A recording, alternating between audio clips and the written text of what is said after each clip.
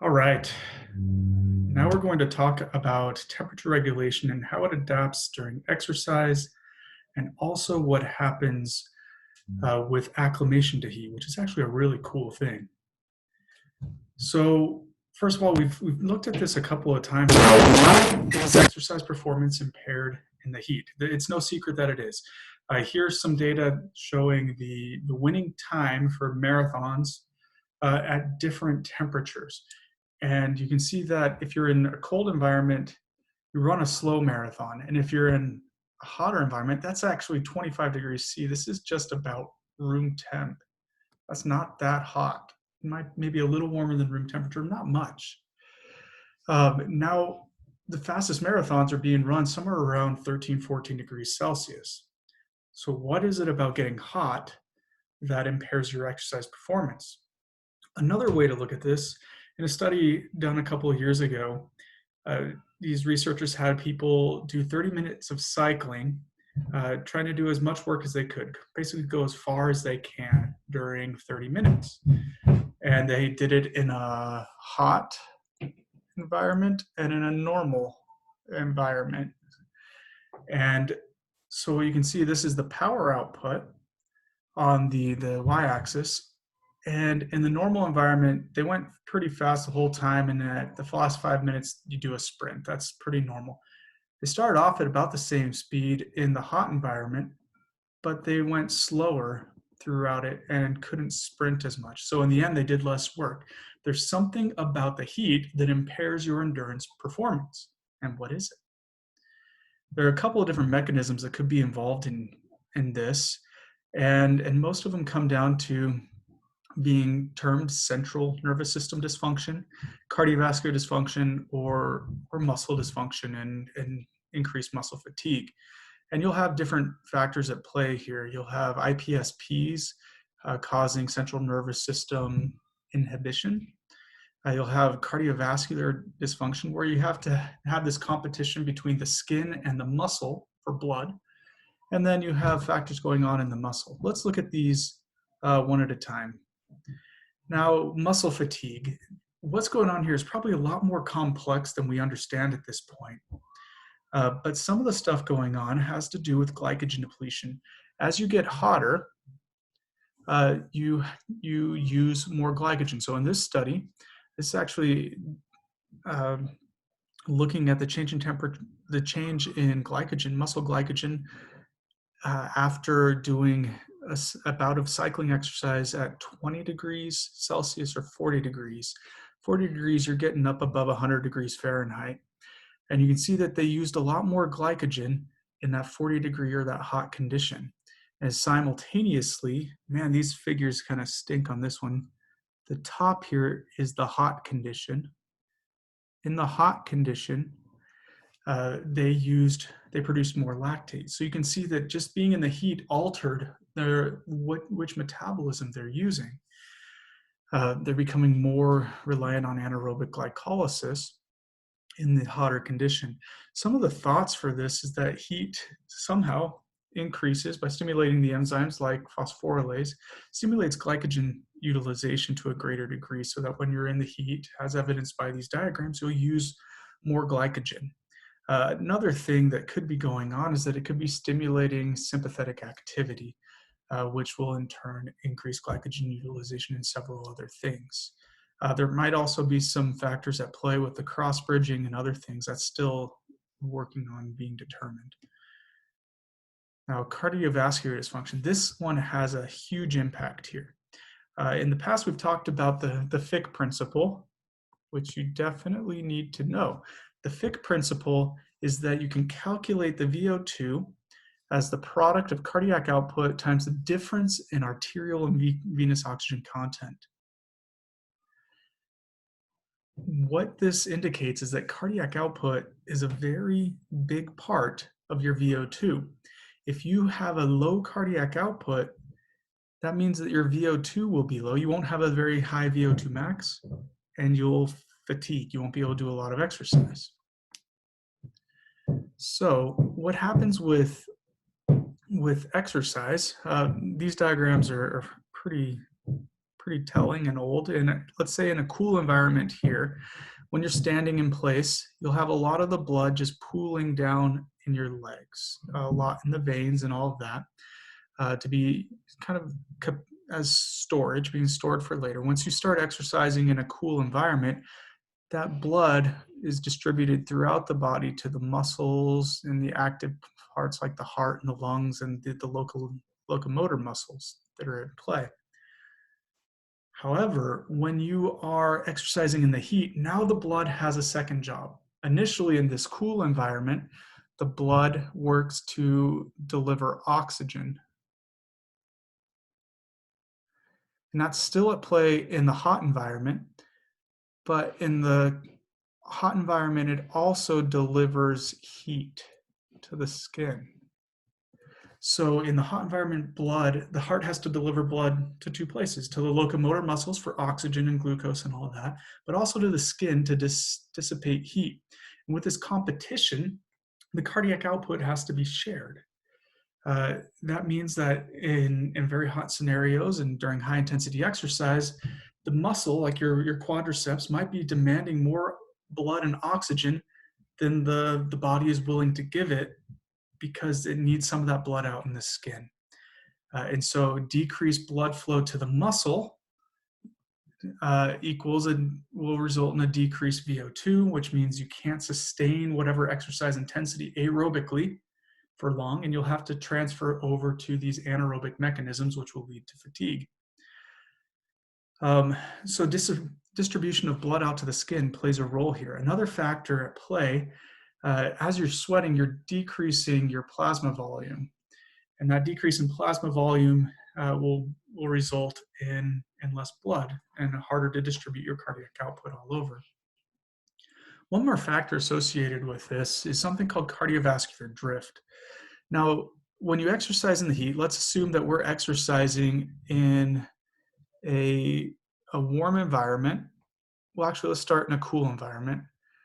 We're exercising in a cool environment and at a moderate intensity.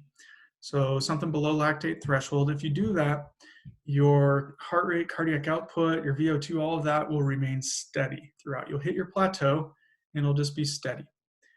Now, if you go into a hot environment, that same sub-maximal intensity, same moderate intensity below lactate threshold, you'll get a plateau in heart rate initially, but then it'll gradually drift upwards. What's going on here? This is called cardiovascular drift. Now, the exact mechanisms at play here aren't entirely clear, but it seems that with cardiovascular drift, with the blood having to be distributed out to the skin, there's less that returns to the heart. You have a decreased venous return. And with a decreased venous return, that decreases your stroke volume. Now, to compensate, the heart beats faster. So the faster heart rate compensates for the decrease in stroke volume so that your cardiac output will stay the same. I think we've mentioned this in a previous video, but what that means is if you're running at a submaximal intensity for like a race or something and it's hot and you're following your heart rate, if you go by maintaining that same heart rate, you'll actually slow down, because the relationship between running speed and heart rate isn't perfect when you're exercising in the heat, because not only is the heart rate responsible for delivering blood to the muscle, now it's also responsible for delivering blood to the skin. And so you see this dissociation between heart rate and running speed. All right, now let's move on to talking about how much sweat is required, right? So here we're talking about fluid loss, right? If you sweat a lot, you'll lose fluid. You need to replenish that. Just some rough estimates. This is a fairly rough estimate, but it gives you an idea. If you need to dissipate 580 calories of heat, it'll take 1 liter of sweat, or 1,000 milliliters. So what's going on with this? So how do we use this? Let's say that we measure your VO2, and your VO2 is at 2 liters per minute. And we know 1 liter of VO2 equals 5 calories. So we multiply that, 20 minutes times 10 calories per minute is we spent 200 calories. That's how much heat, or that's how many calories we've burned during the exercise. Now we can assume an efficiency of 20%, meaning that 80% of our calories are lost as heat. The other 20 go towards resynthesizing ATP and other things, right? So we've, out of our 200 calories, 80% of those are lost as heat. So that's 160 calories that we need to dissipate. Now, if we look at this, 160 divided by 580, this will give us, with this conversion here, that to dissipate about 160 calories of heat, you need about 1/4 of a liter. This is just to give you a rough estimate. Another way to look at that is that it's recommended that you consume somewhere around 150 to 300 milliliters every 15-20 minutes of exercise, especially in the heat. That'd be one of those little Dasani bottles every 15 minutes or so.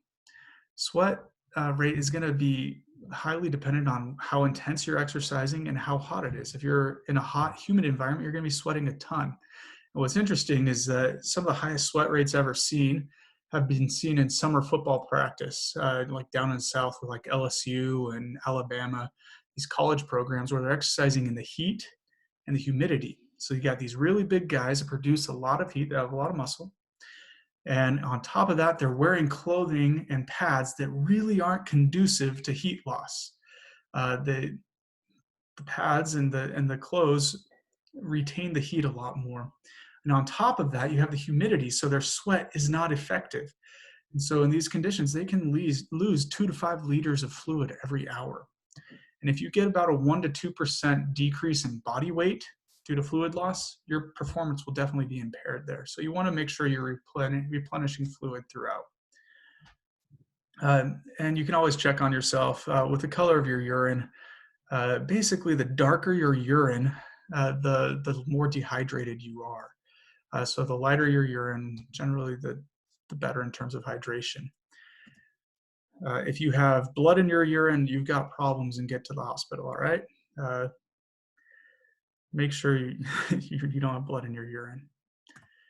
If you have blue in your urine, somebody's poisoned your brownies. True story. When I was a freshman at BYU, someone dropped brownies off on my doorstep. Delicious brownies, dyed my urine blue. It was awesome. One of the best pranks ever. All right. Now, other potential mechanisms of fatigue, the central nervous system. The central nervous system is very sensitive to temperature, right? If you get hot or cold, your brain knows it. And that temperature that you sense in your skin and in your core and other places sends information back to the temperature regulating area of your brain, which will then converge onto the motor cortex and send information there. The long story is that if you get too hot or too cold, you'll get IPSPs, inhibitory potentials, that decrease how functional the nervous system is. In this study, they had individuals do a bicep curl for as long as they could. They're just holding it. And they're measuring the change in force as they're holding it, right? You can't hold an isometric bicep curl at your maximum force forever. The first second or so in the cool environment, like room temperature, you have this really high contraction, and then it gradually goes down. You get weaker and weaker as you get tired. They're holding this for 2 minutes. Now, when they did this in a hot environment, which was somewhere around 40 degrees C, so like 100 something degrees Fahrenheit, even their performance here in the hot environment, doing something that's really an anaerobic exercise, or one that's not going to generate a lot of heat at least, their force goes down more rapidly. Further investigations showed that there's some central fatigue going on in there. They have these IPSPs hitting up the brain to decrease the output of the motor neurons. Look, an animation about IPSPs. So it's getting inhibited either at the level of spinal cord or at the brain. All right, so what can you do to prevent the impact of heat on your exercise performance? One thing that people often do is ice baths. before exercising in the heat. And I'll just tell you straight up, if you're doing this before like any event that's not in a hot environment, it's probably not a good idea. But if you have like a race down in Death Valley, or you're going to be running in 100-degree, 110-degree weather, the evidence suggests that if you bring your core temperature down before the event, that you can improve your endurance performance by about 8%. So just before the race, 30 minutes or so before, cool yourself down, bring that core temperature to a lower level, and your endurance should be better. A cool study back in 1999 illustrated this. They had people come in, cyclists come in, and exercise in the heat in a couple of different conditions. One was the control. So this circle here is the control. And another one was they pre-cooled. So they did something like this beforehand. That's the pre-cooling. Or they preheated, where they heated them up by sitting in hot water or something like that. I don't remember what they did. But then they had them exercise in the heat. So if they just went in a normal body temperature, so the control condition, as they exercised, they went up to, their core temperature got up to about 40 degrees, and they lasted about 40 minutes. Once they hit 40 degrees, they fatigued at about 40 minutes. Skin temperature, similar idea, heart rate, all this.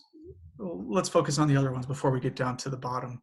Now, in the preheating condition, if they heated up before exercise, now their core temperature, the esophageal temperature is essentially core temperature. They heated up before exercise. Now the core temperature is up already to about 38.5 degrees. And as they exercise, they gradually go up to 40 degrees. And when they hit 40 degrees, they fatigued. Something magic about this 40-degree temperature that is your body is sensing, or their bodies are sensing, that shuts them down once they hit 40 degrees. Now in the pre-cooling condition, they got in the ice bath, they brought them down. Their core temperature, instead of being about 37.5 degrees, now they're around 36 degrees, and they increased temperature with roughly the same slope. But because they started at a lower temperature, it took them longer to hit that magic 40 degrees Celsius where they fatigued. So really what this is just showing you is that body temperature is regulated, and if you start to overheat, get to some temperature in here, somewhere around 40 degrees Celsius core temperature, if you start to get to this high temperature, your body will shut you down, or it cause you to decrease your power output, which will decrease your heat production. Exactly what that temperature is and how it works, not entirely clear, but it appears that your body is regulating this in many different ways. All right, so pre-cooling is one way to minimize the impact of heat on your exercise performance, but there are other ways that are probably even more effective and don't require ice. It's acclimation. If you have a race down in Las Vegas this summer, or if you are going to run through the Sahara Desert, the best bet is to acclimate to the heat beforehand. 2 to 3 weeks beforehand, start training in the heat, and your body will adapt. And it only requires about 2 weeks.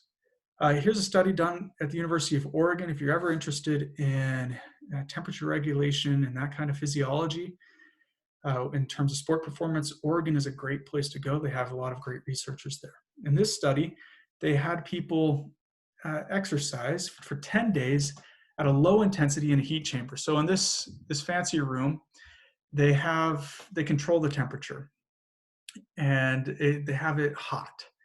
And I can't remember the exact temperature here, but it's a warm room. And so they had one group exercise at a light intensity in this warm room. And then the other group, they would exercise at that same light intensity in a room temperature room, just comfortable, right? So this isn't exercise training. The stimulus or the exercise intensity is in the moderate domain. It's not going to be very hard for them. So you wouldn't expect any adaptations from the exercise itself, but just exercising in the heat, right? So they got in the heat and they did this exercise in the heat. And then they measured what changes over 10 days of doing this. So After exercising in the heat, when they would go at a given running speed, the core temperature elicited by that running speed dropped, so they wouldn't get as hot. They were able to dissipate the heat that they produced more readily. Uh, if you look, the big change here is the plasma volume. They had an increase in plasma volume. This is one of the key adaptations to acclimating to heat. You get more fluid in your blood. That allows you to distribute more to your skin and more to your muscle. Remember, the heart and the cardiovascular system has two jobs in this sense. It has to deliver has to deliver nutrients to the muscle and brain, all those things that are demanding blood, oxygen, and nutrients. But it also has to deliver heat out to the skin. And it's a compromise where both of them don't get exactly what they want. They have to share. But if you have more plasma volume, now you can distribute that blood to both places more readily. And so having an increase in plasma volume is one of the ways that you get this improved performance. The control group that did the same exercise just in a cool environment, nothing changed, especially the plasma volume. Now, look at these people. Look what happened when they did VO2 max tests. Before acclimation, so day one, the people that, when they train day one in a cool environment, this was their VO2 max, really high. Now they had those same people come back again before acclimating to the heat and exercise in the hot environment. Look how much of a drop in VO2 max there was, just going from a cool environment to a hot environment. Exercise performance is certainly impaired by the heat. Now, post-acclimation, after doing that light intensity exercise in the heat, they were able to deal with the heat better. So their VO2 max was higher in the heat. Now, here's a really cool thing that they found. Other people, some have been able to replicate it, others haven't. So it's interesting. We'll see how it turns out, but you might be able to use this to your advantage. The people that trained in the heat, when they went back and did a VO2 max in the cool environment, they also had an increased VO2 max there. So acclimating to the heat causes that increase in plasma volume, increased blood volume, which allows you to distribute more blood to your muscle. And that facilitated an increase in VO2 max even in the cool. So there might be some benefits to acclimating to the heat, even when you're going to exercise in a cool environment. Now, it's not a given. There are some studies that show that that might not be the case. There are also studies that look at using heat, increasing or training in the heat and getting these acclimations here to help improve your performance when you go to altitude, because increasing your blood volume allows you to distribute more during hypoxia. There's been some evidence that shows that acclimating to the heat can have this crossover effect for performance in altitude. Now, the big part of this, why they adapted, is the improvement, the acclimation-induced improvement in cardiac output. They have more blood to distribute throughout the body. Okay, that's where we'll start. So what goes on with heat acclimation when you get used to the heat? It only takes about 10 days or so. The major factor is an increase in plasma volume. In addition to that, this might be a little surprising to you. People who are acclimated to the heat actually sweat more. So if you go down to Las Vegas today and you're like, oh, it's so hot. And then a week from now, you're like, oh, it's not so bad. You start to get used to it. One of the adaptations that happens is that when you exercise, you will start to sweat earlier at a lighter intensity. Your sweat rate will start when you're not as hot, earlier into your exercise, and you will sweat more. Why? Well, the idea is that sweating earlier and more allows you to dissipate heat more rapidly. I know we think, like in today's culture, we think sweating isn't all that glamorous and you don't want to sweat. But sweating is a way of getting rid of heat, and the more heat you can get rid of, the more exercise you can do. Now you're probably thinking, well, what about like my lazy roommate? When we exercise together, we just walk around the track, light intensity, he's sweating like a pig. Does that mean he's acclimated? No, sweating is also regulated by your sympathetic nervous system. So if you are if something is relatively intense for you, then you're going to be sweating more than someone who it's relatively easy for. All right, so when we're talking about just for you yourself, at a given intensity, you will sweat earlier and more. That can be illustrated here in this diagram over here. Before acclimation, exercising, do the same amount of exercise, this is what your core temperature would be like. After acclimation into the heat, you would have a lower core temperature for that amount of exercise. And part of the reason is that you're sweating earlier and faster, more. And apparently I have a meeting in about 5 minutes. We'll ignore that, pardon me. One thing that the textbook says that it can be a little confusing is they say a decrease in skin blood flow. I'd like to amend that. It's not just a decrease in skin blood flow, it's a decrease in skin blood flow for a given temperature or given heat loss. You're more efficient with your blood flow. In fact, people that are acclimated to the heat have a higher maximum skin blood flow, and that allows them to dissipate heat more. In terms of time course of acclimation, as you acclimate to the heat, you'll see a decrease in the heart rate required for it. You won't have to distribute as much. Part of that's because of the plasma volume. That's one of the first adaptations you'll see. You'll see within the first 3 or so days, you'll see a plasma volume expansion. You can even see this after 1 day, actually, according to some studies. After about 6 days, you'll see decreased exertion, and about 8 days in, you'll see your sweat rate increase, and you'll be much better equipped for handling hot environments. Now, how quickly that goes away, I'm not exactly sure, but it does go away, probably with a similar, unfortunately, with a similar time course, but I'm not 100% sure on that. But you do lose it. So how does this acclimation improve your ability to transfer heat?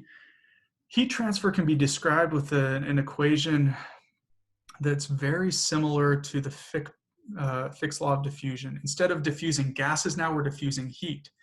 And so how quickly heat is diffused or transferred depends on the gradient of heat, the surface area for heat loss, and then the thickness or the distance that the heat has to go.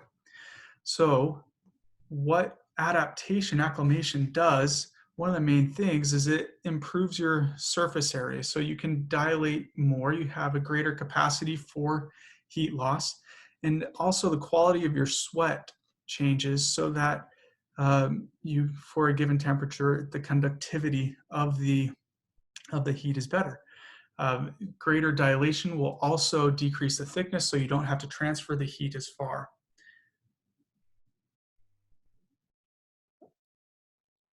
You also have changes with the gradient here, so that by sweating more effectively, you're going to decrease the temperature on the skin a little more. And so now you steepen the gradient between the blood and the skin, so it facilitates heat loss. All right, let's call that good. I hope you guys are doing well. You probably were wondering about this mustache. This is my honorary coronavirus mustache. We're doing the social distancing right now, and this is my way of reminding people to stay the heck away from me. No one wants to be by a guy with a mustache, right? Anyway, I hope you guys are doing well, and I hope you prepare well for the test. I will talk to you later. Bye.